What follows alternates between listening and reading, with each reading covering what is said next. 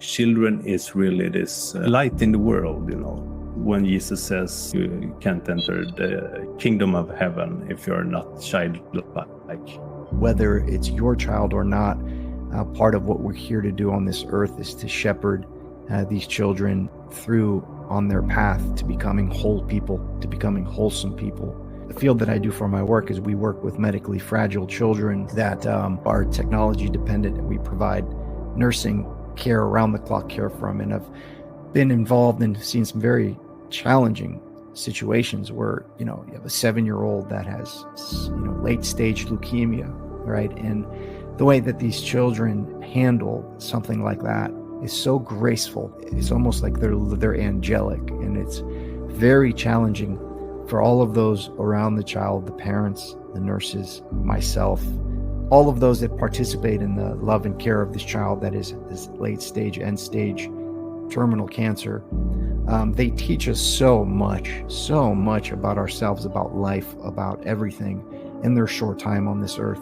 And the way that they gracefully handle something like that is something that has impacted me and will stay with me kind of the rest of my life. You can learn way more from children. Christ says, follow the babes, than you can from all the books in the world. We're moving towards a new world. Even the generations, my children are Generation Alpha.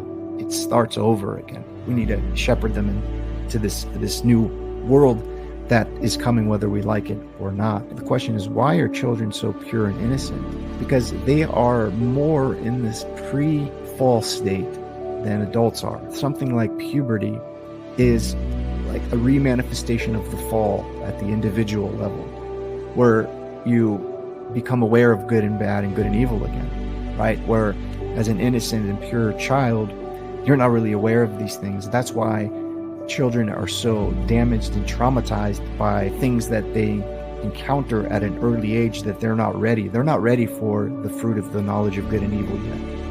And let's say they were sexually assaulted or abused or experience or view something.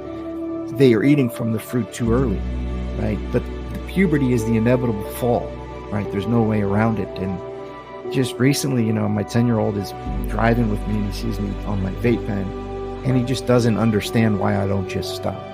He's eventually going to go through puberty and be in a state where he'll kind of understand more.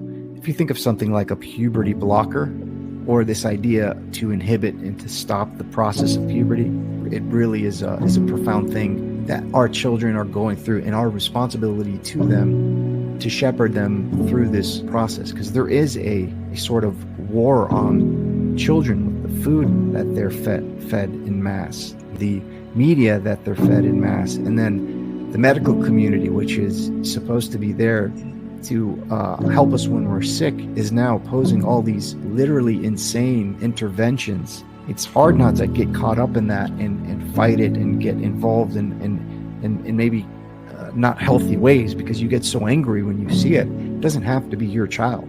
When people say, why do you care? That's not your child, because that doesn't matter. It's very difficult to wade in those cultural war issues when it comes to children on my part, because I get animated and I can see the demons just enticing me there. Look what they're doing to this child. Well, you're going to let it happen? It's really fraught to shepherd children into this new world. That's where the work is to be done. That's where the work is to be done.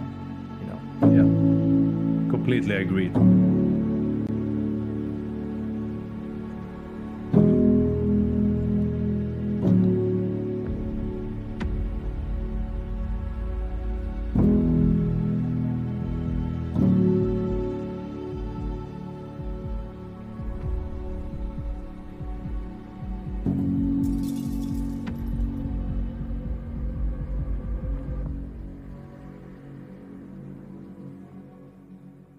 Hello everybody, and welcome back to the Metanoia Path podcast with me, your host, Mattias Lidborn. For today's episode 3, we will be joined by James Cortidis, who is a Greek Orthodox Christian and have a background in philosophy, psychoanalysis, and political science. He is also a friend of Jonathan Pageau, who is a dear friend of Jordan B. Peterson. It was actually through Jonathan Pageau that I found James, through an interview that James had with Jonathan. And due to my likings of Jonathan, I was searching for some interviews with him, but I found James. And he had this really special way to make difficult and complicated subjects more accessible for secular people. So if this is the first time you ever listen or watch anything from James, I really recommend you to sit back and just listen with wide open ears. Due to our limited time, I just sat back and listened. I just asked some questions, but not too many, because I really wanted James to flesh out what was on his mind right there and then. So you, the audience, can get some thought-provoking insights. There was many things I wanted to express and say, but due to a little language barrier, and also, as I said, I wanted to make him talk more than I, so I really didn't want to interrupt him anything. So I really think you should listen through this whole episode, whether you have listened to him before or not, because he has some really good insights in this really short video. I will also mention that in every episode, I always put a 20-second video in the end of every episode. And this is for all the episode I have published and all episode I will publish. What you will see is some clips from my adventures and hikes. With no further ado, here's the episode. Hello and welcome to the Metanoia Path podcast. I'm Mattias Lidborn, and today I have a really special guest that joined for us for this episode, James Cortidis. Welcome. Thank you, Mattias. Thanks for the invitation. It's nice to connect with you across the pond here, sir. Thank you. Yeah, I really appreciate you coming on. Of course. With such short notice as well. So really and I've watched some of your a couple of your episodes, your first one, and you guys were talking about the zombie apocalypse, and I had a recent insight with that maybe we can discuss a bit as well. Yeah, love to go into that as well. Yeah. So for what I know about you, I know your parents were immigrating to the US from Greece. You were Orthodox Christian, Greek Orthodox, and but you fell away from the faith, and you have a very interesting story to tell. So I would love to let my audience hear this story, and I have a lot of questions to you, and but we have a limited of time, so I will like to hear this story again. And every time we hear a new story, every time you hear a story that you have heard before, it's become this renewal. You get new insights and see what you missed the last time. I think it was Martin Shaw. I listened to him to a clip. He said something about he talked about the blind spot, that the things that we want to put aside when we read something, that's the thing you need to look at. So and I also know that you have a podcast, the Roasters Crow podcast, and the name, I think it's from the when the roosters crow and the second time, when Peter denies Jesus the third time. Yeah, that's correct. It's quickly there. So the story in the Bible of the roosters crow. So it came to me as I started the channel, and just I can briefly give you kind of a rundown of my emergence into this space. And I agree, it's interesting to talk about yourself, and to recount your story when you go on these podcasts. But I think you learn more, or something interesting or new emerges each time you do it. I think it's but I'll be quick, and because of our limited time. So like you said, my parents were, from the north of Greece, Thessaloniki. My whole lineage is from there. My folks moved here pretty much when my mom was pregnant with me in the early 80s. I was born here in Florida. And my grandma and grandpa came with us as well as my aunt and my uncle. And we lived here, and I, went to church with my grandma, Orthodox church around here. And here in the Tarpon Springs area here in Florida, there's a lot of Greek Orthodox and Orthodox churches. There's just a rich kind of tapestry of many churches around here. And I went till I was, really well into it until I was maybe 13, 14, 15. I used to go pretty religiously, and then a lot of things happened in life. My parents got divorced, which, coming from a Greek heritage, that's a big scandal in Greece, and that kind of carried over, and I kind of felt through that. And I stopped going to church with my grandma. The family split apart a bit, and then went to high school and started really getting in trouble and getting into a lot of things that were of the area and of the time.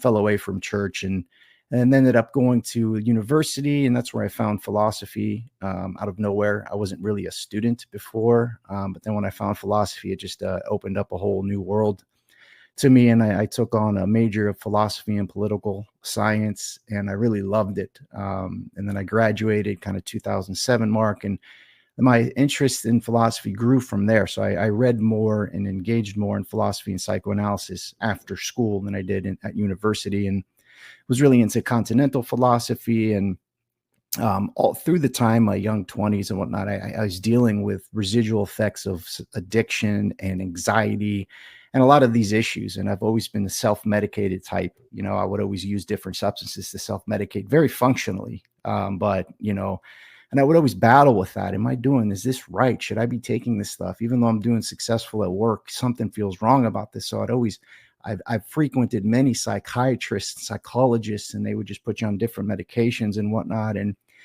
cut to about 2015, I found myself at a Chinese medicine doctor. And at the same time, I started, exploring Oriental philosophy and meditation. And I had what I called then a spiritual awakening.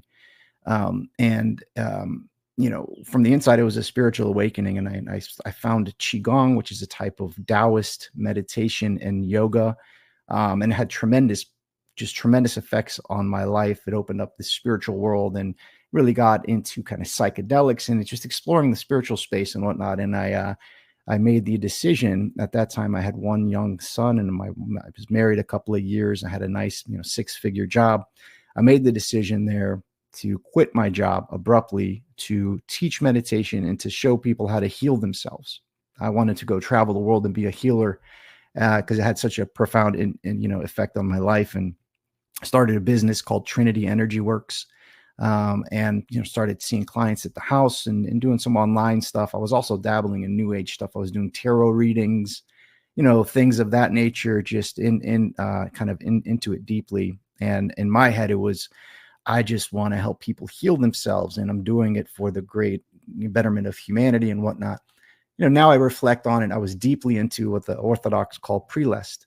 Prelest is spiritual delusion. And my spiritual ego was completely inflated, almost lost my marriage and my wife. And my wife stuck by me, which was, from her perspective, and probably more accurate, looked like a mental breakdown, from my family and my friends.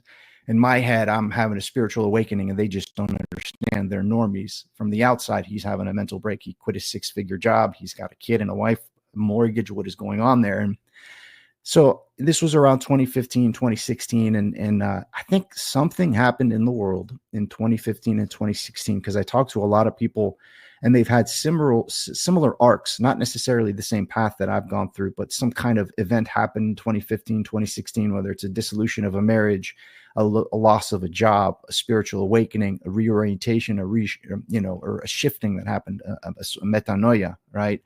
So, at that time, I found Jordan Peterson very early on, before he was kind of known, and was watching his YouTube videos. And then I found Jonathan Peugeot probably around 2016, 2017, got heavily involved in that community. Through Jonathan Peugeot, I found the Church Fathers again. And since then, all the things I was looking for in philosophy and psychoanalysis, and then in Eastern mysticism and Taoism and Buddhism, I found in its purest form in the Church Fathers, which was a complete shock to me. So it was the trope of the prodigal son. So I was able to return to reorienting myself to the Orthodox faith. It took time to start going back to church. I had 2 kids after that. And then it was a process of reorienting myself back to the church, getting my children baptized, and really focusing on metanoia and purifying the heart and being a better father, a better husband, and a better person, in a sense, in a different way than it was before. That led to me, the pandemic happened in 2020, which led to me, for some reason, a book that had a profound impact on me was Father Damascene's Christ, the Eternal Tao, which is a book about the story of the Father Seraphim Rose. I actually have it right here. Sorry for interrupting. No, excellent. Right here. Yeah, but I was supposed to read it, this month. I was supposed to start reading it, but I want to postpone it for a month. So I want to read Lao Tzu first, so I understand that correctly. So a lot of the book, the front part of the book, has Lao Tzu's readings, and then it has kind of an interpretation of it. And so just to finish the story, I for some reason, the pandemic happened. I had some time on my hands working from home, and that book profoundly impacted me so much. I just put a camera up in my room and I started reading that long book from cover to cover into my camera phone, and I published it on YouTube. I don't know why I did that, because I read the entire book and then I read it again, bit by bit, with no audio, just, completely crude. And that started the channel. And then I read a lot of the channel was me reading the church fathers, probably a dozen or more of them, all just like this, and then providing some analysis, and that turned into interviews, and the Rooster Crow podcast, which is the story from the Bible where the rooster crows, right? And that moment when the rooster crowed, it showed Peter that he denied God, right? It was the worst day of his life, but it was also the best day of his life, because it transformed his heart. He had an actual metanoia, an actual conversion, and realized that Christ was God. So we're in a time period right now where the rooster is crowing, that's warning about a lot of the things that we see that's happening in our world, but it's also calling us to repentance and to metanoia. And that's why I was drawn to your podcast and the title of it, of course, and that's kind of what led us here. Yeah. Thank you for that. Yeah.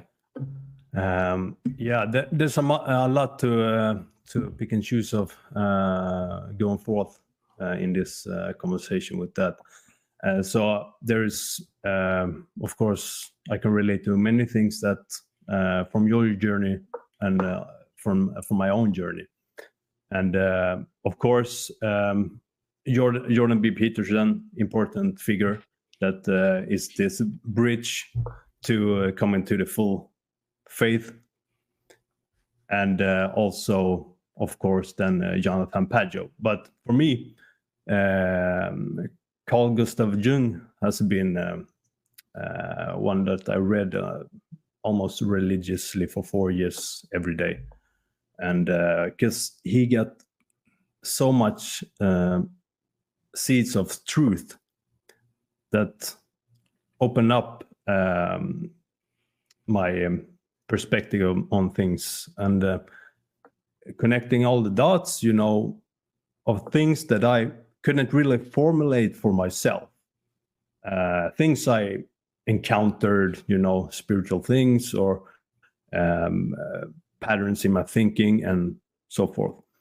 And then reading Jung, there was some, he actually writes a lot of about Christianity, but his father was a Protestant pastor, yeah. Mm-hmm. So anyway, and then also as yourself, Jonathan Pageau and Mathieu Pageau is these two great geniuses that just make your the insights it just clicks. And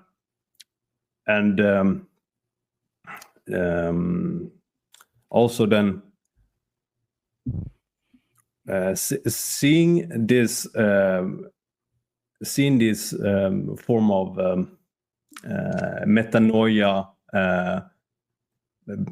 in people in this time, about when Jordan Peterson get popularized and so forth, and this fragmentation of the psyche to almost like a psychedelic process in a way, but that's just I don't know how to say it, but well, think the term psychedelic. Psyche is Greek for psyche, which is soul. Delic is generating, so soul generating. So when you go on a psychedelic trip, you enter the spiritual space, right? That seems something like that happened without the psychedelics en masse around that 2016, 2017, 2015 period. And just to double click a bit on the Peugeot brothers, they are not coming up with unique articulations of their theory of biblical exegesis. They just showed people, they distilled the insights from the fathers and just presented it to people, and people were ready to hear it. And something about the church fathers is that the relatively recent phenomenon is the church fathers of being translated now, and because of the internet, into English. So it's available where it wasn't available before almost at all. Now it's available everywhere. And those insights were distilled in the form of symbolism by the Peugeot brothers and presented to the world. And that caught on like fire. And I think that's an entry point for people that are interested to explore the saints and develop a relationship with them. Yeah, great. It actually, yes, the church fathers, and I knew that as well. Matthew Peugeot, he studied Hebrew and the Hebrew texts, and then Jonathan Pageau studied the church fathers, and also he was he read a lot of René Guénon. I also think he did this. So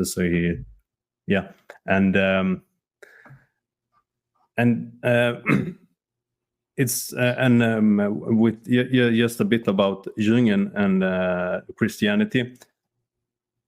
I set him aside when I started to read the Bible, actually. So I switched that, and what I could see in Jung as well is that he did. I can't find any account of him reading about orthodoxy. The closest he gets is Catholicism. Mm-hmm. So, and when I started to, let yourself wrestle with Christianity in the beginning, but when I found orthodoxy, it was everything just harmonized, and it's not this. This when secular modern people go and try to find truth in spirituality and so forth. It's oftentimes this in the manner of excitement, But with Christianity, the Orthodox Christianity, it's this mellow, not mellow, but joyful sorrow in a very, very calm. It's like a calm setting to come into it. Very practical. Practical. And patience. Practical, yes. And the patience. It's very humbling. That's it's a great point, because when I would find these spiritual epistemologies and dive into them and get excited about them and then just devour them. Orthodoxy is different and was different for me, where you have to slow down. You don't want to do it like that. It's slowly, and it affects your day-to-day life, and that's where the magic happens. That's where the spirituality is found in the very practical humanness of our lives and how we deal with situations at work, situations in our family, raising our kids. The soil. That's where orthodoxy takes root, and it takes time. So I agree with you. Yeah, it really takes time. Let the seed grow. And it's actually, I will bring in Jung here again, but that actually, when you read him, he writes a lot about phenomenology and it's easy to get caught up and down in rabbit holes and so forth. But when you break it down, the most important part is the things that people don't want to do. Be a better person, and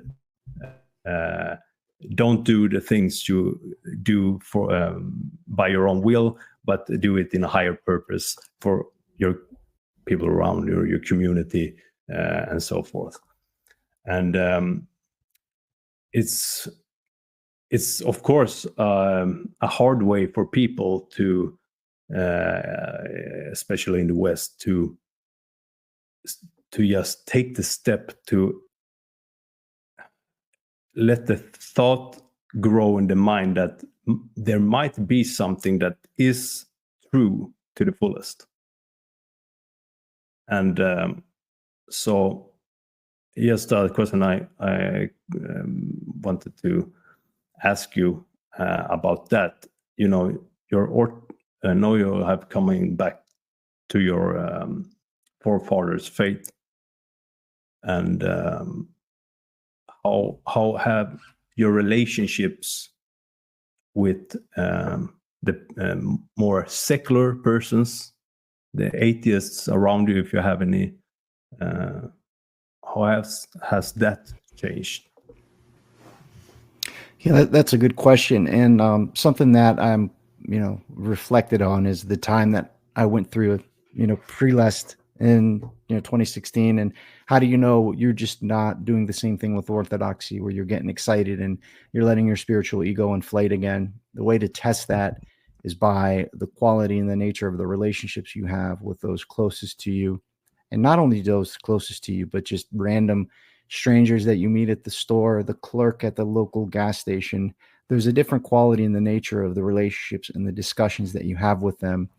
And I found that having conversations with people that are secular or atheists or scientifically minded, those were actually enriched as well, in that we got to the humanness, the kind of humility of it quickly, and we have real conversations about life, about mental health, and about taking care of our children, and about being effective fathers and things of that nature. So it's like this kind of source that that colors your way of interacting with people in the world, where you don't have to talk them into believing what you believe in. You're not there to proselytize or share some spiritual insight that you had on a psychedelic trip.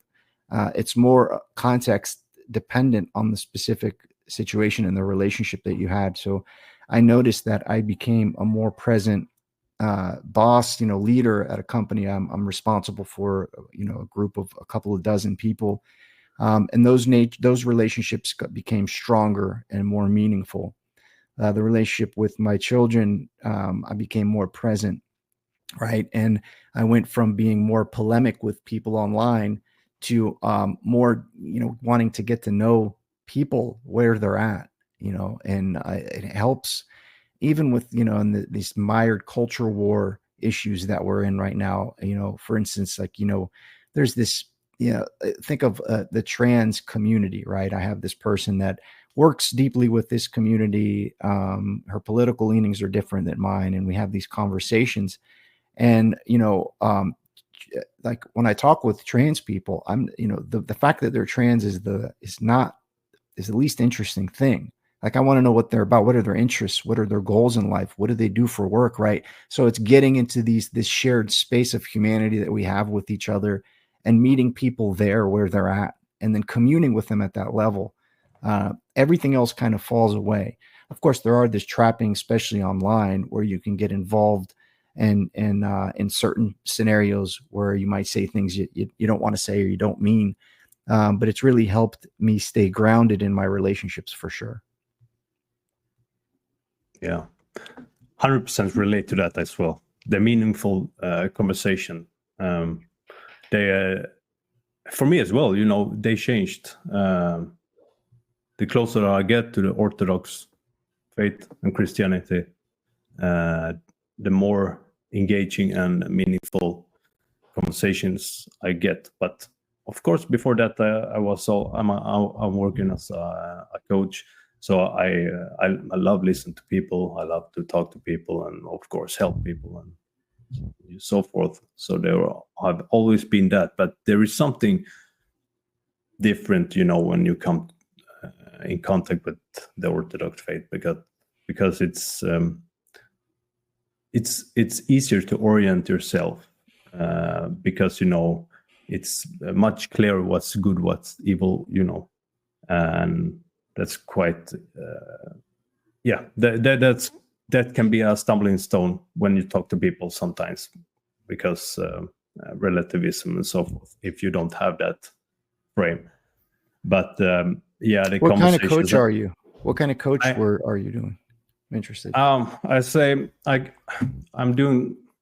I don't like this word. It's watered down, holistic. But I call it health optimization. Mm-hmm. So what I do, for starters, I try to make the physical and mental state better in the person. They help themselves by getting some insights and so forth through talking, and everything is individual. So but oftentimes I start with good routines, discipline, and maybe they need training, and everyone's different. So some people just need to talk and so forth. And but it's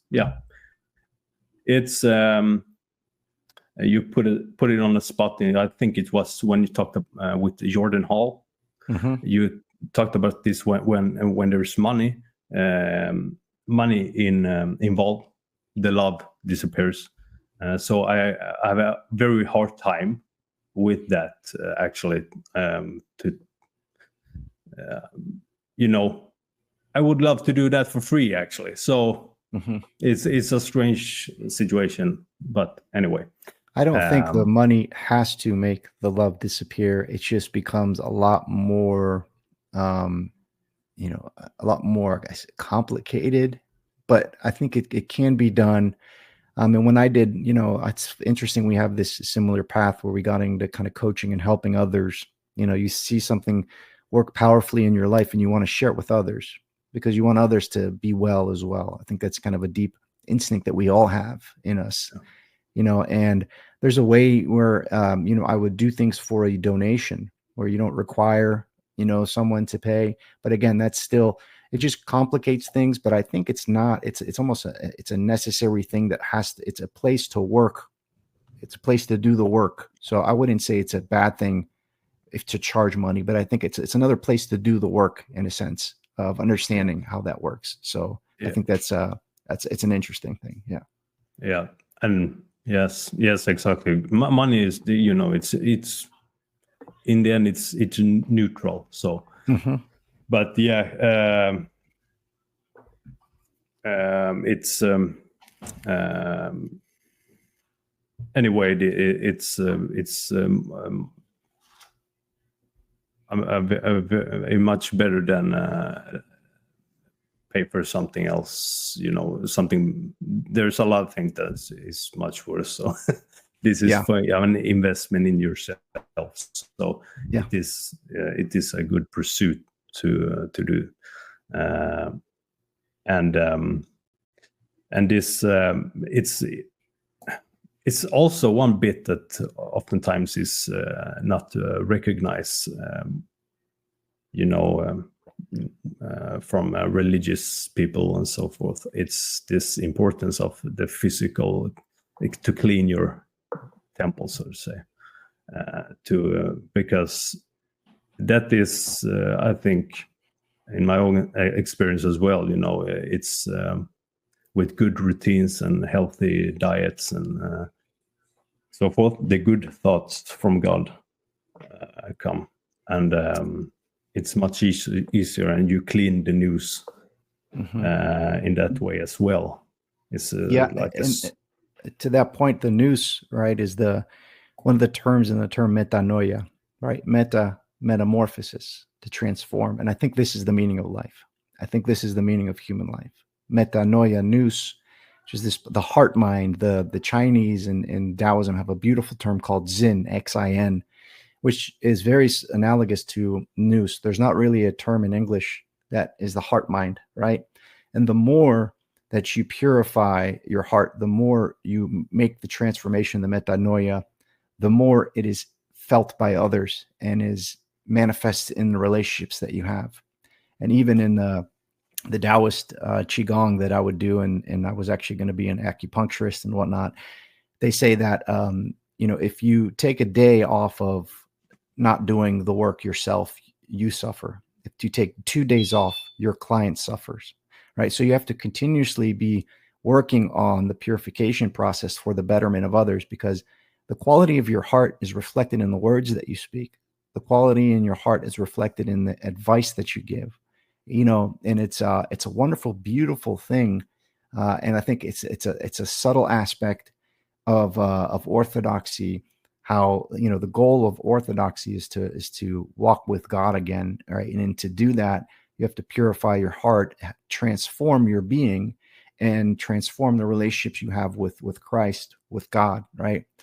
You love God with all your heart. That's the purification process. And then love your neighbor as yourself, or as God loves you. That is the feedback loop that nurtures and nourishes the relationships that you have, whether it's a coaching relationship, again, with your children, or with a random stranger. All of that is rooted in this fundamental concept of transformation and metanoia that happens in the heart. That's the meaning of life, I think, when it comes to brass tacks. Yeah, when you break it down, yes. The transformation, and you're coming closer to God. And some people come closer to God without knowing it. Mm-hmm. Actually, if you look, of course, if you look at your past, how you come, this is necessary. This metanoia, the fragmentation, the stress, the depression and so forth. And of course, it's different for different people how that come into their life, but it's all rooted in the same space. So, like, to your point, the manifestations of the heart, the pathologies of the heart manifest themselves as anxieties, as substance abuse, as workaholism, as anger issues, right? All of these things are manifestations of a very fundamental issue that we have at the center of our being, and it has to do with the quality of the heart.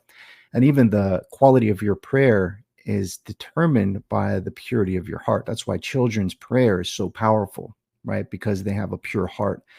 And not all prayer is manifests itself the same. So the prayer of a saint who's purified his nous is a lot more powerful than our prayer, in a sense. So many things are rooted back into this fundamental kind of nature and quality of the heart. And how do you? So everybody would, yeah, of course I want to purify my heart. Yes, I want. Okay, let's do it. But it's the work that has to get done, and that's why the Orthodox praxis of prayer, of attending church services, of participating in the mysteries, of the sacrament of communion, of almsgiving, of baptism. All of these things are meant to transform the heart, and the more that happens, the more influence you have, the more indwelling the Holy Spirit situates itself in your heart, and the more you have nurturing relationships. But it's not a straight line. You can be going a certain way, and then boom, you can feel the presence of God leave you for an extended period of time. And that is God's providence. That's a gift to you to do the work again, right? You're back in the muck, in the mire. Some old habits come back again, right? Some old proclivities, some old thoughts come back. God, why have you forsaken me? You were just with me. Things were going so well. Now I lost my job. I don't feel the presence of the Holy Spirit anymore. And then he comes back, right? And it's not a straight line, so it can become discouraging doing the work and then having a setback, but that's part of the process. And it's part of the safety mechanism not to fall into prelest, because if you just go, you end up flying too close to the sun, and what happens? Your wings get burnt and you fall. So it's this incremental metanoia on the path of transformation. Yeah. It's necessary. Again, it's necessary to have this, but I see it like the progression need to be you build a higher lowest point. You build a highest lowest point, and when you go back go back beyond the lowest point you have now, then you know when to really take precaution and be that's when it becomes dangerous, you know, when it's you're almost not possessed, but you know, something else is riding you. I've seen this in a couple of people, you know. It's the secular people that they speak about it in that in those terms, you know. Something brings me down, you know, and eventually they say hell, you know.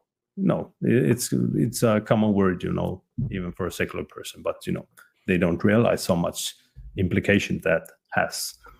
Yeah. And I think what we're talking about here, we are engaged in spiritual warfare, right? And once the demons see that you're working on purifying the heart, they will attack, right? And that's where you need to be careful. You know, the phenomenon of addicts that find a program that works, they hit rock bottom and they get clean, and they have months and months of clean, and they're doing the work of transformation, and they have a slip, right? A demon comes in and then they try to use like they used to, and it kills them because they don't have the tolerance anymore. You know, it's this phenomenon. So, and I think a lot more secular people are more comfortable talking about angels and demons. So we're talking about spiritual warfare here that we're engaged in when we're doing these things. So when it gets to brass tacks, that's what we're working through here. And you made a great point in your first podcast. I was really interested in the Buddhist notion of the realm of the hungry ghosts. And Dr. Gabor Mate wrote a book called In the Realm of Hungry Ghosts. And this idea of these ghosts, which are these demons, right? They have these big extended bellies and these tiny mouths, and they're constantly hungry, constantly consuming, in a sense, right? And it's a good analogy or a metaphor of the spiritual state that we're all in to some extent or the other. I think that's part of the demonic influence that holds sway over most of us most of the time. So it's important to be mindful of. You know, we're talking about wonderful, beautiful things that happen, the transformation of the human heart, but we're dealing with spiritual warfare, and we got to be mindful of that. And that's why it's important to have a network that you trust. It's important to have a spiritual father, and it's important to be connected to a tradition as best as you can to buttress you from the slings and arrows of the demonic. Yeah.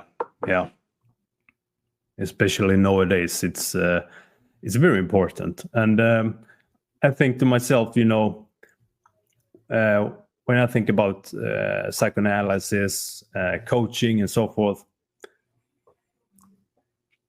you know, what I think about now, this through this journey to orthodoxy, you know, the Orthodox priest is the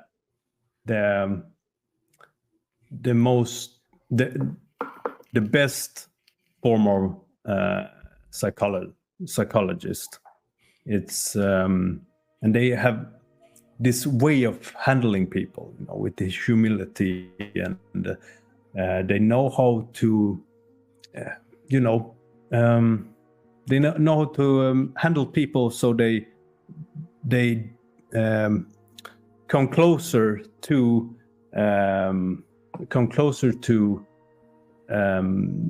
realize the bad things in themselves on their own in some way. That's my experience now when engaging with Orthodox priest. Can I read to you? I just read this from Everlasting Man. Can I read one paragraph that speaks to that point real quick? Please do. Hello there. Just a quick interruption from the conversation here. I will just inform you that if you would like any coaching session with me, you can easily do that by just send me a mail and you will receive a free consultation. And if you put the episode name in the mail, you will get additional free hour of coaching. I also offer personal training and diet plans. Just hit me on the mail or send me a PM on Instagram or YouTube. Thank you very much. And now back to the conversation. Bruce Chesterton. So it's from a footnote where he talks about this in a beautiful way. So he says, it's a footnote. It says, Christ being fully God and fully man is the intermediary between God and man. But even Christ can be a, quote, truth too tremendous, who also needs an intermediary. Chesterton talks about the saints being intermediaries, such as St. Francis. Quote, St. Francis is the mirror of Christ, rather as the moon is the mirror of the sun. The moon is much smaller than the sun, but it is also much nearer to us. Being less vivid, it is more visible. Exactly in the same sense, St. Francis is nearer to us, and being a mere man like ourselves is in the sense more imaginable. And of course, priests are the intermediaries. In a wonderful metaphor, he compares priests with fireplace pokers. He says, fire, the most magic and startling of all material things, is a thing known only to man and the expression of his sublime externalism. It embodies all that is human in his hearths and all that is divine in his altars. It is the most human thing in the world. Seen across wastes of marsh and medleys of forests, it is veritably the purple and golden flag of the sons of Eve. But there is about this generous and rejoicing thing an alien and awful quality, the quality of torture. Its presence is life, its touch is death. Therefore, it is always necessary to have an intermediary between ourselves and this dreadful deity, to have a priest to intercede for us with the God of life and death, to send an ambassador to the fire.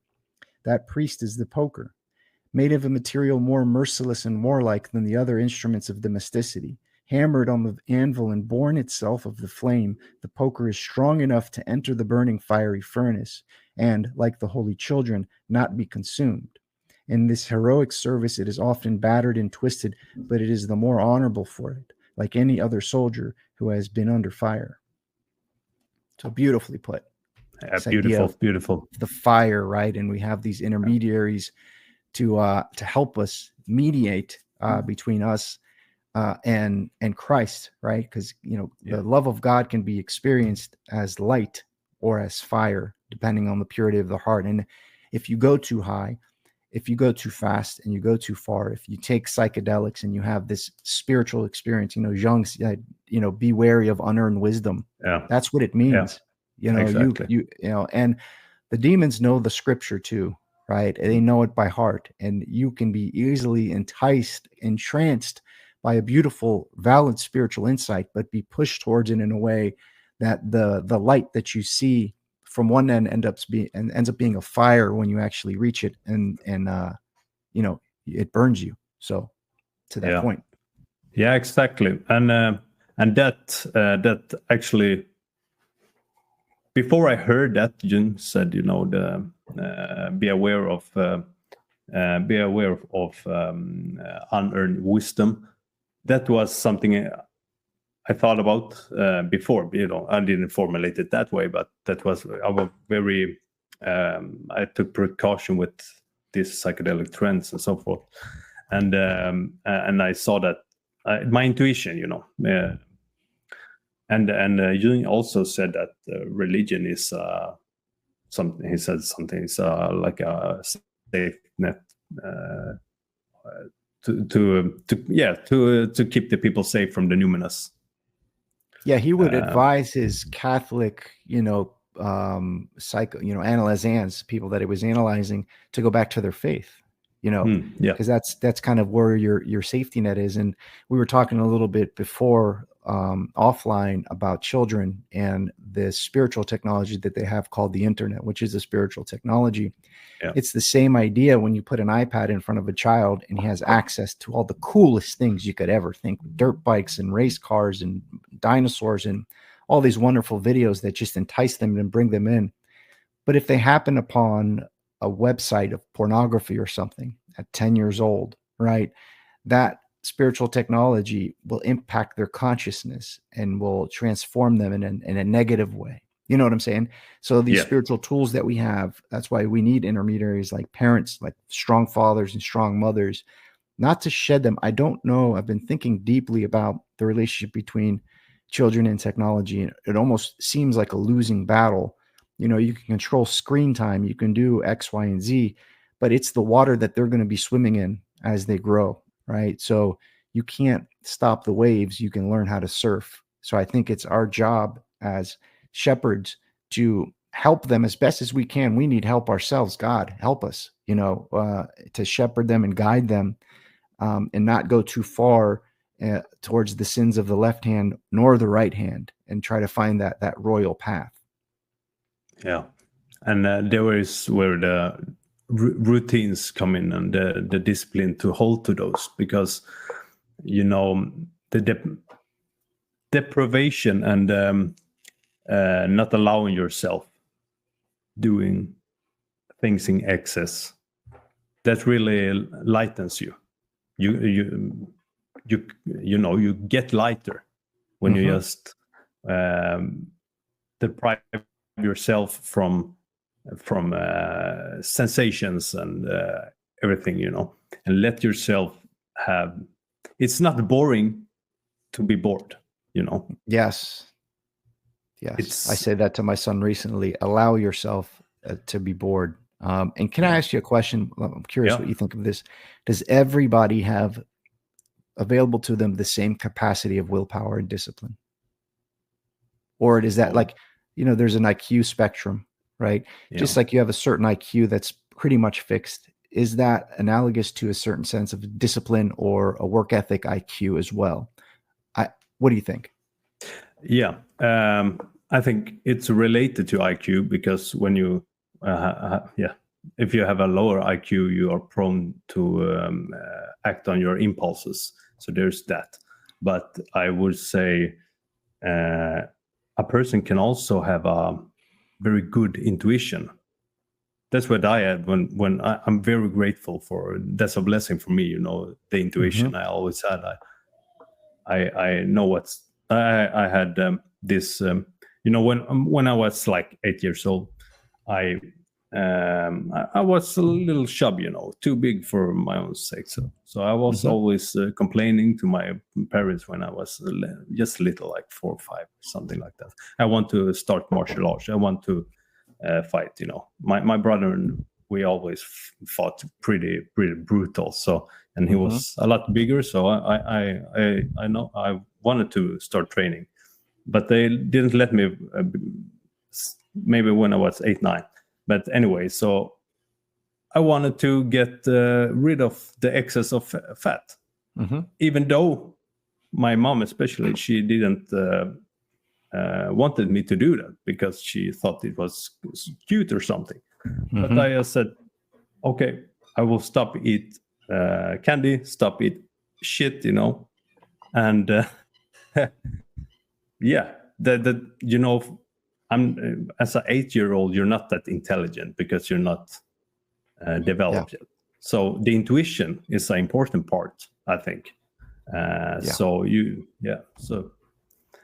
But there is different levels, if you're low IQ, but in a family with, you may be adopted or something, and you're adopted into a rich family or something like that, and that will be easier for you to discern what's good or bad.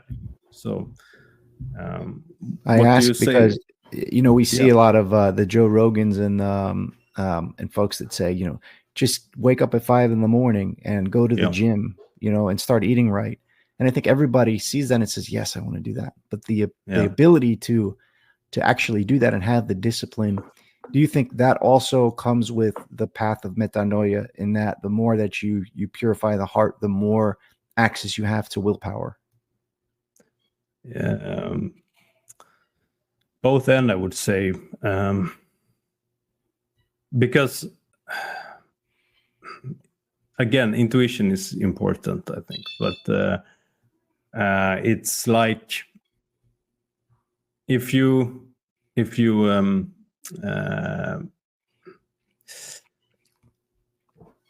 yeah, that's a tricky one. But can you say it again, just to? Well, when you are on the path of repentance, a good way to measure it, like we talked about, was the quality of your relationships. Do you think there's an analog there to the ability to leverage your willpower and discipline, where the more you purify the heart, the easier it is to get up in the morning and go work out? Something like that. Yeah, it could be. Yeah, because when you purify the heart, you get the more insights, subtle insights about what is meaningful in life and what is good for you and your family, and not in an egocentric way. Okay, I need to train because I want to get in shape and get attention. Not like that. When insight is more like, okay, I need to train, because if I don't train, I won't be able to play with my children, my grandchildren, and so forth. So that, when you get conscious of what is good and what's bad, what leads to death and what's lead to life, Yeah, I agree. So that's one. Yeah, I just look at the clock. Okay, we got 10 minutes left here. So we can go a little bit over, until kind of my kids are here now. So until they barge in, so I'm good to go, 15, 20 minutes over if you'd like. Oh yeah. Thank you very much. Yes. Yeah, yes. Of course. Would appreciate that. Yeah. So, anyway, I think, you talked about children before. That's something that had been something I've been thinking about a lot lately. Children is really this light in the world. When you I don't have children myself, but I have not my wife, we're not married yet, but her sister have a little baby when she's almost 1 year old. We had an opportunity to spend some time with her, and children they are so pure. And even though when Jesus says you can't come, something like you can't enter the kingdom of heaven if you're not childlike, and just to be with a child in that age for just a day, I realized it. Yes, okay. And is this not just they're when they're always shining with joy and so forth, but also this curiosity, the curiosity that is needed to go this path towards, especially after your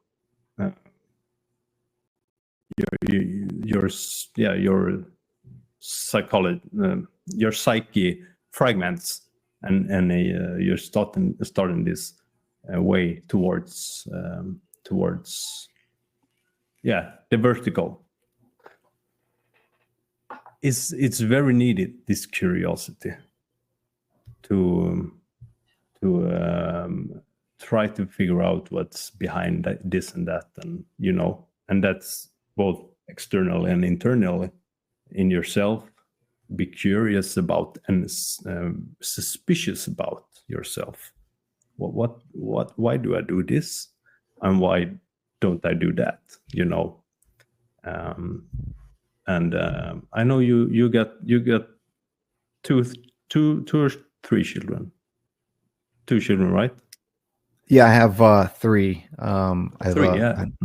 My oldest is 10, a boy. My middle is a girl. She is 6, and I have a 4-year-old. So I have one that came to us in the middle of the pandemic, right at the start of it. He was born in April of 2020, and all 3 of them came and transformed me. And the fact that you don't have any children yet and you are where you are already, um, it's going to be a transformative experience. And I hope that you have that for you, and you have it in, your niece or nephew. And it's a wonderful, wonderful thing. It's almost cliche to say that, having a child changes you. But I think whether it's your child or not, part of what we're here to do on this earth is to shepherd these children through on their path to becoming whole people, to becoming wholesome people.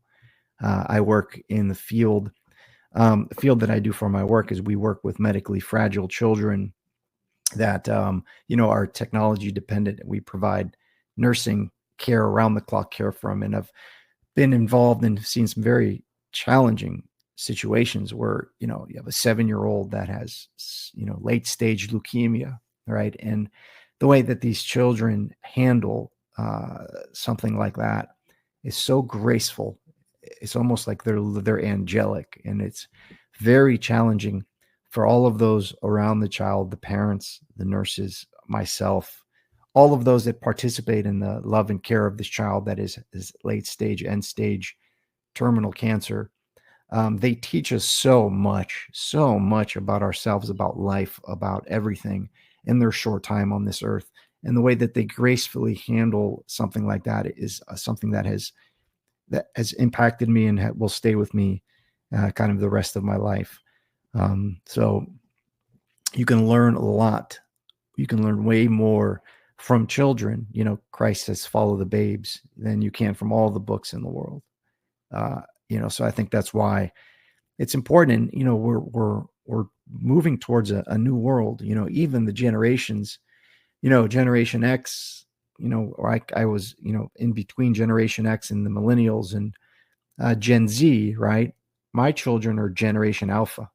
So it starts over again. So we need to shepherd them into this new world that is coming, whether we like it or not. And I think there's a deep correlation. Why, the question is, why are children so pure and innocent? Because they are more in this pre-fall state than adults are. And I think something like puberty is like a remanifestation of the fall at the individual level, where you become aware of good and bad and good and evil again, right? Where as an innocent and pure child, you're not really aware of these things. That's why children are so damaged and traumatized by, things that they encounter at an early age, that they're not ready. They're not ready for the fruit of the knowledge of good and evil yet. And let's say they were sexually assaulted or abused or experience or view something. They are eating from the fruit too early, right? But the puberty is the inevitable fall, right? There's no way around it. And just recently, my 10-year-old is driving with me and he sees me on my vape pen and he just doesn't understand why I don't just stop. Dad, why don't you just stop? I used to smoke cigarettes and I make all these excuses. It's difficult, son, but he can't understand, you say you want to stop. Why don't you just stop? And he's eventually going to go through puberty and be in a state where he'll kind of understand more. And then if you probably shouldn't get into this, vein of things, but if you think of something like a puberty blocker or this idea to inhibit and to stop the process of puberty, it really is a profound thing that our children are going through, and our responsibility to them to shepherd them through this process, because there is a sort of war on children with the food that they're fed in mass, the media that they're fed in mass, and then the medical community, which is supposed to be there to help us when we're sick, is now posing all these literally insane interventions. It's hard not to get caught up in that and fight it and get involved in maybe not healthy ways, because you get so angry when you see it. It doesn't have to be your child. When people say, why do you care? That's not your child, because that doesn't matter. So it's very difficult to wade in those cultural war issues when it comes to children on my part, because I get animated and I can see the demons just enticing me there. Look what they're doing to this child. Well, you're going to let it happen. You know, it's really fraught. But again, just like dealing with the exchange of money, client-coach relationship, dealing with how to shepherd children into this new world, that's where the work is to be done. That's where the work is to be done, you know? Yeah, completely agreed. That's something that is very important for myself as, or what I often think about is how sinister it is. It's but you can see it in the Old Testament as well. You have something akin to it, and it's just that we are in a more developed society now, and it's a lot more sinister because it's not. It's like this idea of when, I don't know how to say it in English, but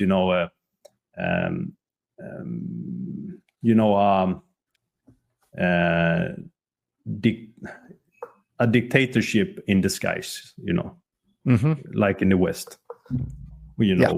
Every party is like the same. It's in the end, it's and to that, if a other person say to you that, it's not your children, why do you care?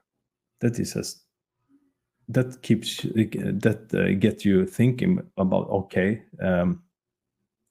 don't you see that this will also affect next generation and next generation, and will become a really big problem to switch it back. But then again, this is inevitable that it will happen if you hold to the Christian story. It's supposed to get worse, and it's if you can struggle it out, there will be light in the end. Can I read one more short paragraph? Yeah, sure. I read this earlier. That's why it's coming up for me. And this is Chesterton again.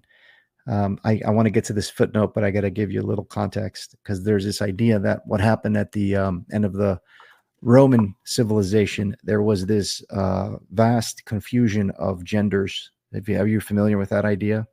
It's a fascinating trope. So let me read a little bit here. He says, in this story of Good Friday, it is the best things in the world that are at their worst.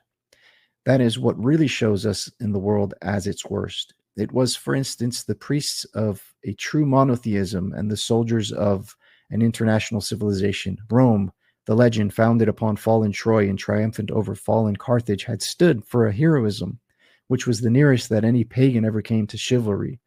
Rome had defended the household gods and the human decencies against the ogres of Africa and the hermaphrodite monstrosities of Greece. And here's the footnote. It is interesting to note that in the final decadence of the Greek civilization, mythological characters arose that sported the physical characteristics of both male and female in the same individual. Quote, in the last resort, the exaggeration of sex becomes sexlessness. It becomes something that is much worse than mere anarchy, something that can truly be described as malice. A war not against the restraints required by virtue, but against virtue itself. The old moral theology called it malice, and there will be no future for the modern psychology until it again studies the old moral theology. That was from Chesterton, 1929. Yeah, it makes you think. Yeah, it makes you think. Is right. So nothing new under the sun, No, it's a reoccurring. Yeah. But yes, to go back to the little children again, I actually wanted to have children for many years. Mm-hmm. It's just it's circumstantial, and so because I of course, children is the most valuable you can ever create and engage with. So it's I think Jordan Peterson puts very well when he said that if you don't want to have children, either you're delusional or you're immature. If you can, if you can get children, if you're blessed to get you, then you should try it. Yeah. If you're healthy. So and it's not, again, it doesn't have to be, biological children are a blessing, but anytime you find yourself in a way responsible for children, I coach football as well, my son's football team, so I don't know how I found myself in almost every area of my life responsible for children, but it's a blessing. And I think that's why I'm so hyper focused on it. But you're right. It is a blessing and it's a responsibility. And, there's no such thing as nihilism when you're holding your newborn. There's no concept of nihilism. The whole idea goes away, and, focusing on the future and the transformation that we're responsible, the metanoia that we're responsible for in this lifetime is passed to the children that we care for. Yeah. That was something I wanted to ask you about your. I've heard that you have told in other conversations that you have a company that, as you told before, a homeopathic, like a homestead clinic. Mm-hmm. Do you go home with nurses and so forth? You go home to these sick children and take care of them, and how does that work? Is it like is it only that you go home to them, or is it like you not entertain them, but give them a pleasant time? I don't really know how to explain it, but so my job is to find great caregivers and place them with families that are in need of great care. So the children that we care for are medically dependent on some form of technology, either a feeding tube, they have a trach to help them breathe, or they're on a ventilator. And it stems from, a brand newborn that needs round-the-clock 24/7 care with a team of nurses. So we recreate sometimes the hospital environment in the home, so we can bring the families home from the hospital and the parents can sleep and they can work and their children are cared for. And some of the nurses we connect with these families are with them for years and watch them graduate from the ventilator and off of the trach and off of the G-tube and watch them go on to live continuously healthy lives. So my responsibility is to find great caregivers and place them in the homes of the children that live in my local community here. So it's, it's really based on the acuity of the children that have the need. We deal with more acute, challenging situations. There are also situations where you have an aide, like a home health aide or a nurse aide that helps with behavioral issues, feeding issues, things of that nature. So. Oh, okay. Yeah. Lovely. And I really like that it's local. Mm-hmm. So you have do you meet up with all these families and? Okay. Yep. Yeah. We meet them. Great. So we'll get the hospital will call over as a referral, and then we'll go meet the families usually in the hospital. Then we'll go meet them in their home, get to know them, get to know their situation. It's a very challenging being a young family, not expecting to have a child medically dependent on some technology now. Now you have to have strangers in your home 24/7, right? So it's very challenging on the relationship of the husband and wife and the family in general. So there's a lot of social issues that arise as well. So it's we have a relationship with the families and the children. The better we get to know them, the better we can hone in on the right caregiver, something like that. Yeah. Okay. Yeah, I see.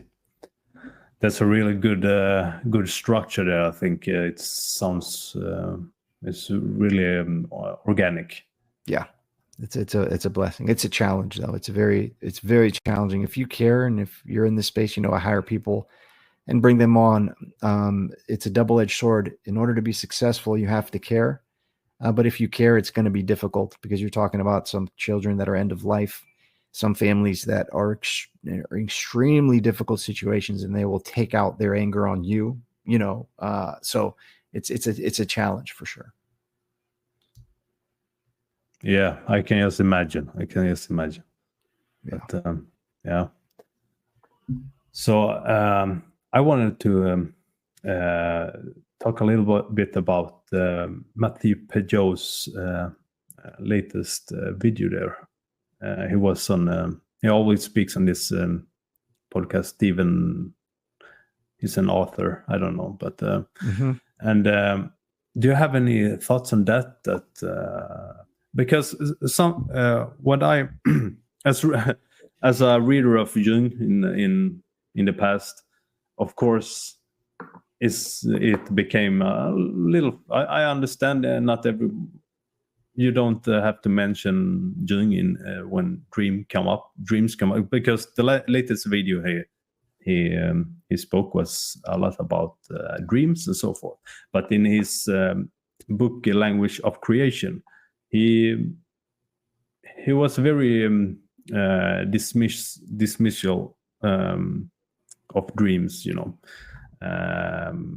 that they don't, just as the church fathers don't put so much attention on dreams because of the pre-list and so forth.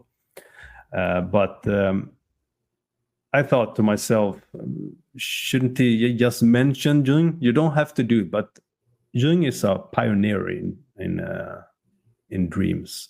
I think he's if you measure it, I think he have analyzed most dreams in history, like 80,000 dreams.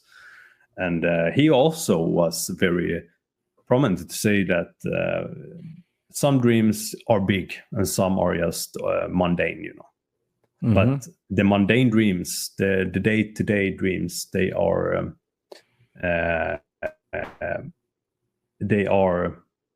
also important in that way that when you write your dreams down in a couple of years or a month or whatever time you want to spend on it, you can actually see patterns quite clear when you read them from your own psyche, your soul, or how you want to frame it. So, of course, I know Jonathan Pageau also have said that don't put so much attention on dreams, but I think it's reasonable to say that, because you can get down in rabbit holes and get deluded and so forth. So, but do you have any thought on that, Jung, relating to the dream and Matthew? And what else did you take from that video he put up? Yeah, it was good to hear from him, and that sparked my interest quite a bit. And I spent 2015, 16, and 17 keeping a pretty explicit dream journal, and I would write down my dreams, attempt to lucid dream quite a bit, and I still have them here. And going back to my dreams, I've recognized a lot of patterns, and I had a lot of death dreams where I would be killed in certain scenarios, and I would always find myself in some sort of war scenario, a cosmic war scenario, different planets, different, sometimes I go back and reread these dreams, and I'm like, wow, just so many of them. And from an Orthodox perspective, generally it's thought that dreams are, kind of like those spiritual technologies that we talk about, be wary of engaging in that space. And most dreams are thought to be demonic, and if you recollect them regularly, you're allowing the demonic influence into your life, and it might affect your conscious life as well. But I think dreams are fascinating. Both the stalwart psychologists of our last couple hundred years, Freud and Jung, were both extremely interested in dreams. It's obviously a very fascinating space to explore. And in Peugeot, he was talking about how dreams are little deaths, kind of, and death provides renewal in a sense. And when if you stay awake for more than a day or two or three, you lose your mind, right? So you have to go into this dream space to renew yourself. And what happens when you dream is your consciousness is gathered inward, right? And then you enter this dream space, and that's when the regeneration and renewal happens. So much so, again, that if you don't do it, you end up going mad, in a sense. So I think one should tread lightly, and there are prophetic dreams where it's important to pay attention to what comes through, and developing that discernment, like we were talking about, is key to addressing the dream world and the dream space. And then if you zoom out from that, and it seems like we were talking about earlier, we entered into this psychedelic space. We entered in a type of dream space, right? Things seem to be going faster. Things seem to be surreal in a strange way, where the conscious and the unconscious, the wake and the dream space are kind of intermingling with each other. So it feels like we're being lulled into a dream. The question is, what is the dream for? Is the dream for death's sake, or is the dream death for renewal? All right. And I think that's the question. And my question to Peugeot is, what does he make of this recent shift that's happened, at least in the United States, politically and socially, which I don't think is trivial, in terms of what is the purpose of our entering into this dream space. I think we've entered into apocalyptic times, right? Apocalypse meaning revelatory. And we're seeing things hidden being revealed at almost a neck-breaking pace. The Diddy list, the Epstein list, the fact that the medical establishment doesn't care for your health and have other motives.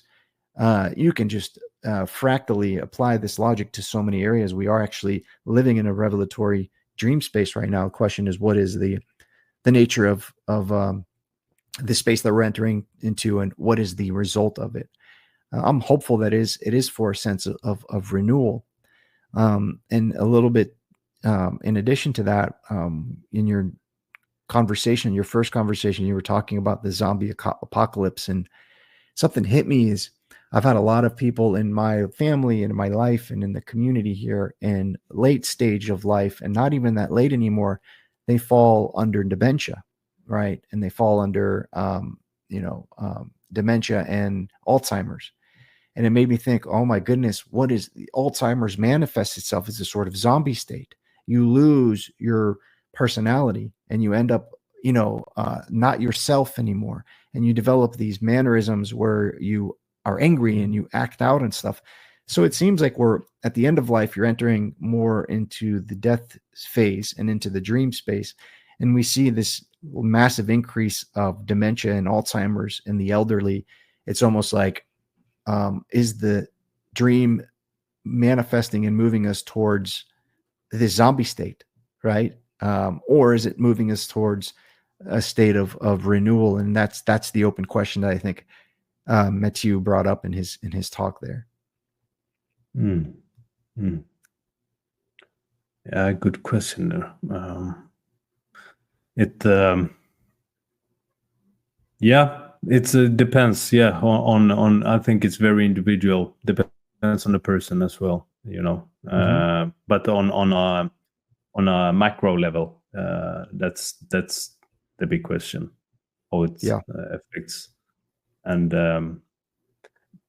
I see it, not about the dreams there, but about this crumbling down and the revelatory situation we are in, where you can see evil quite clear, or even people that you never thought would make a point about this.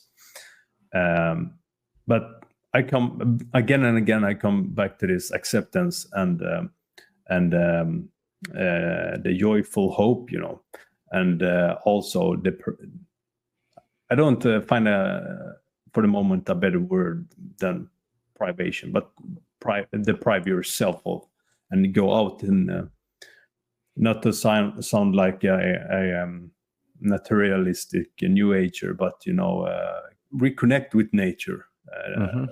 That's something it's so important. That's one of the the best thing I know, the most meaningful thing I know, except for dialogues and conversations and love for with other people and so forth, is going out weeks, month in really, really wild nature and just sleep outside, and it's like you can say that it's like fleeing reality when you go outside in nature and hike for a long time, but it really feels like you're coming into reality. I am put in the right place. I don't need anything. It's very crazy that we do a lot of things that consume our energy, our joy, let's say, our meaning, our health. We're doing a lot of things that cost us everything, both material and spiritual, physical, whatever, but we don't need this excess. We really don't. But of course, it's not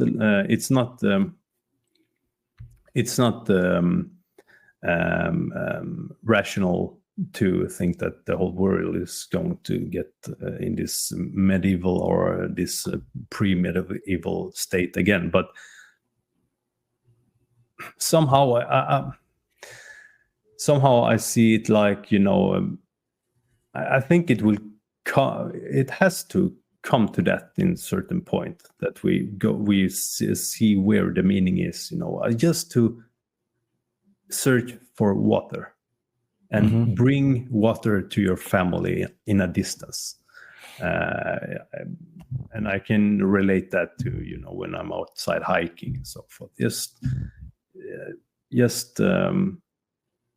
the joy to find water and drink water outside of nature, build your home, all this primitive stuff, but I don't know what my point was really about that, but of course I know, but I don't know where I want to go with it. So I think to your point, what we are, I think it's analogous to the idea that we are responsible for children, and we feel the pull to help children. We are also responsible for nature, right? We are here to shepherd nature, and our relationship with nature has become so perverted and bastardized. And I share your being out in nature is something revivifying about it and wonderful. And it's like nature is encouraging us to transform so we can transform our relationship with it. So I think the same pull that draws you towards the care for children is the same pull that draws you into nature and appreciating God's beauty, which is revealed to us in nature. And it's our relationship with nature that will be transformed as we are transformed. I really believe that. Yeah, great connection there. It's the purity, nature, the purity of nature and the purity of children. Yes. I'm very hopeful in that sense as well. So, is that something you incorporate in your role as a father, bringing your children outside in nature and so forth? I do. We have a preserve in our backyard. It opens up to a pond or lake and back into the trees in the preserve. And I would, especially when my son was younger, I would always take him to, these kind of natural parks that we have here. And we would just go be in that space. And, especially when I was, going through kind of being awakened and aware to the importance of the beauty of nature, I would spend a lot of time in nature and conversing with the trees almost, and feeling like there was a lot of exercises in the Taoist Qigong that you do where you like literally connect with trees energetically, right? And with wind, and you can build and develop a relationship with them. And I think that's important. I think it's important to do that. And I think, I like to, so we live in the south of the United States where there's no snow here. And I want to take my children in the next couple of weeks and my wife to go see snow and go be out in the nature up north somewhere as well. So I think that's extremely important as well. And I have a deep appreciation for it for sure. Yeah, great to hear. Great to hear. Yeah, it's very important. Yeah. And it's a place of really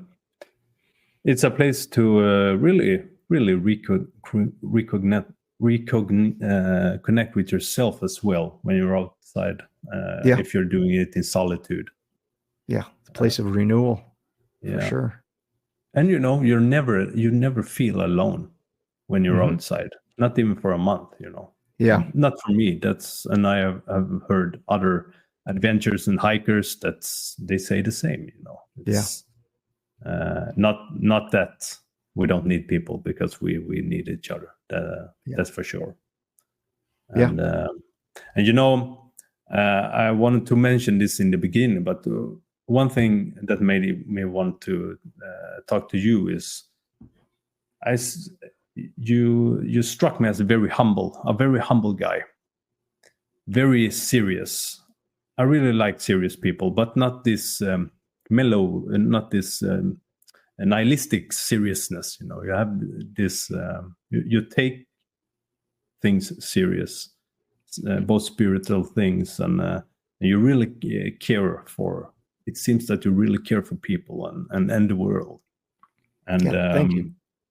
Yeah, I really mean it. And Jonathan Padjo and you are two really authentic guys, and you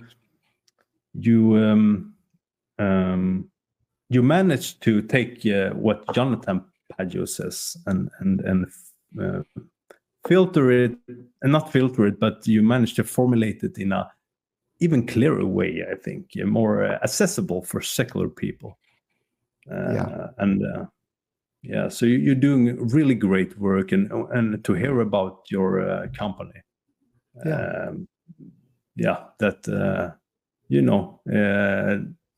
You get joy in your heart.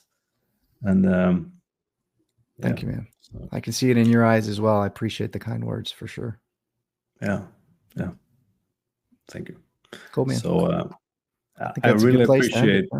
Let's wrap it up, and thank you for sitting a couple of minutes more. So of course. Until next time.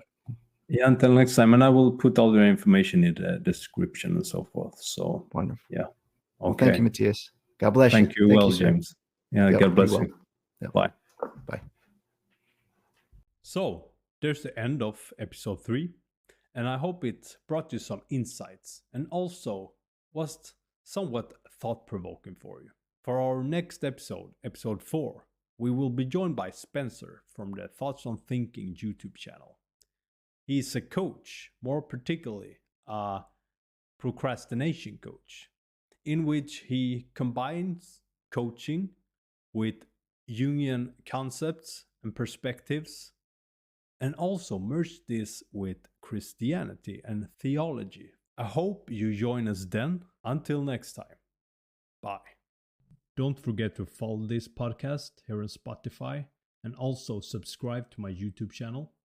And why not go in and share it and like my content and episodes. So all the episodes is in one list, so it's easy to find the particular episodes. Don't forget to check out my Instagram account, Mattias Lidborn, and Mattias Lidborn SWE. The SWE is my Swedish Instagram account. Anyway, if you want to book a coaching session with me, you can always mail me or go into my website. All the information is in the description in this episode, in YouTube, and also here on Spotify. So, I hope you tune in to the next episode. Thank you very much. Bye.